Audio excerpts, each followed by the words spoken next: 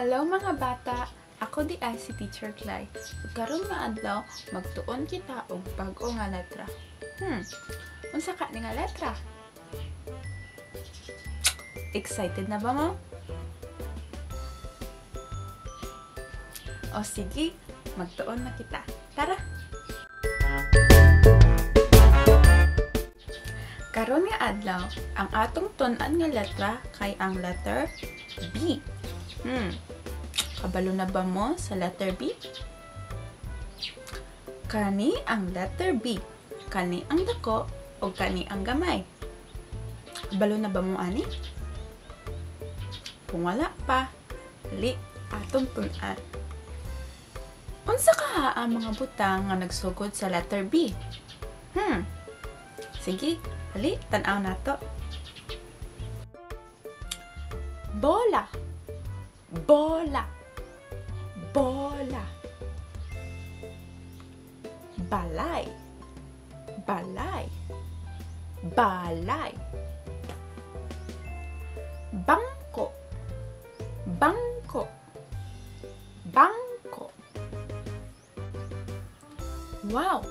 Daghan man di ay mga butang nga nagsugod sa letter B. Unsa pa ka niya mga butang?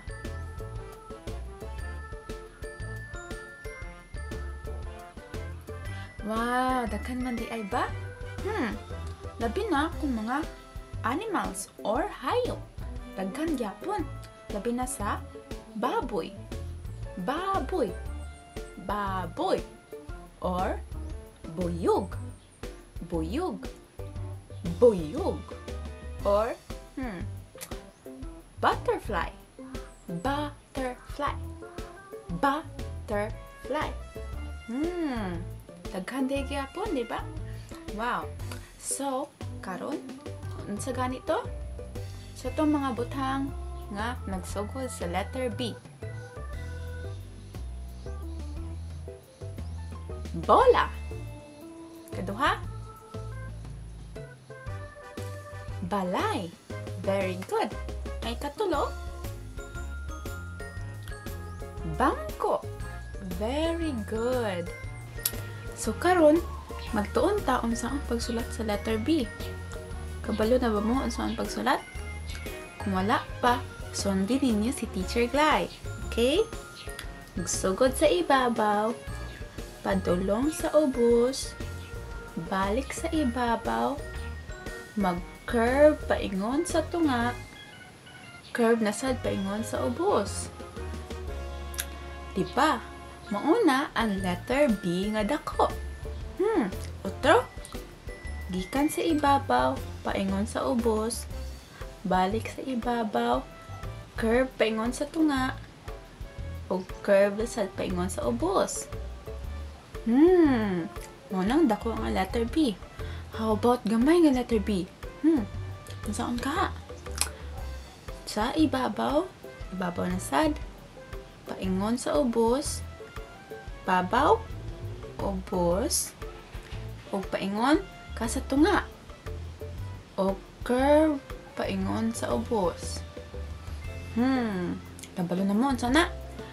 Ibabaw, ubos, paingon sa tunga, o curve paingon ubos. Nana ra di ay ba? Gidaw, uturon daw nato. Ang dako nga B, unsaon? Ibabaw, ubos, balik sa ibabaw, curve paingon sa tunga, o curve paingon sa ubos. Dako nga B. Ang gamay nga B, gikan sa ibabaw, paingon sa ubos, adto ka sa tunga, o curve paingon sa ubos. Gitaw, pagkuha daw mo og ballpen og papel, atong isulat. Tara. Sundin ninyo si Teacher Glay ang saang pagsulat sa letter B.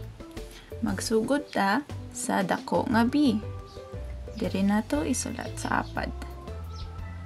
Magsugod sa ibabaw, paingon sa ubos. Balik sa ibabaw, o curve paingon sa tunga.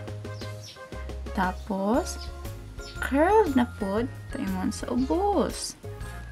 Mao siya ang dako nga B. How about the gamay nga B? Pani, mo ni atong awaton. Sugod ta sa ibabaw. Paingon sa ubos. Tapos, balik ta sa tunga. Curve. Dayon ta paingon sa ubos. Diba? Inana lang kasimple ang pagsulat sa B. Sige, unsaon ganito? Sugod sa dako. Ibabaw. Ubos. Taas. Curve. Paingon sa tunga. O curve. Paingon sa ubos. Ang gamay. Ibabaw. Straight paingon sa ubos. O balik sa tunga.